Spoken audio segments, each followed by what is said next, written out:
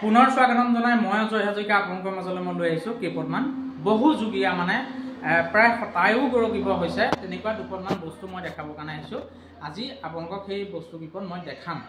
মানে এনেকুৱা লাগিছে মোৰো দেখি পেলাই কিবা সাধু সাধু যেন লাগিছে। সেইবিলাক বস্তু মই নাই দেখা, আমাৰ দেউতাই দেখিব পাৰে বা আমাৰ ককাহঁতৰ দিনৰ বস্তু।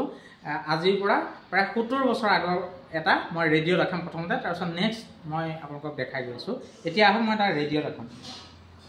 এইটো চাব, এটা ফিলিপছ কোম্পানীৰ ৰেডিঅ'। দেখাই দিব কেমেৰা পাৰ্চন। ফিলিপছ কোম্পানীটো ফিলিপছক গোটেই ৰেডিঅ'টো ভিউটো অকণমান ধুনীয়াকৈ দেখাই দিয়ে।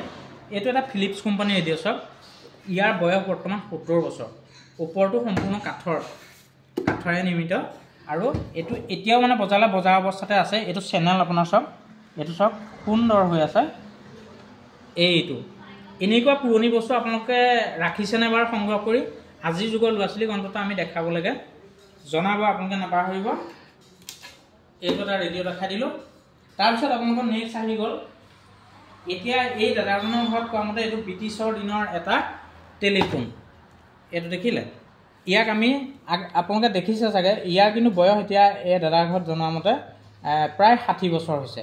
আমি যে আগৰ নাম্বাৰ দবাওঁ 380972 এই ছিষ্টেমত নাম্বাৰ দবাওঁ আৰু আমি এনেকৈ কথা পাতোঁ। এনেকুৱা টেলিফোন আপোনালোকৰ ঘৰত আছে নেকি জনাবলৈ নাপাহৰিব। আৰু পুৰণি বস্তু যদি কিছুমান আছে আপোনালোকে এটা সৰুকৈ সংগ্ৰহালয় খুলি হ'লেও ইয়াক ৰখাৰ ব্যৱস্থা কৰিব।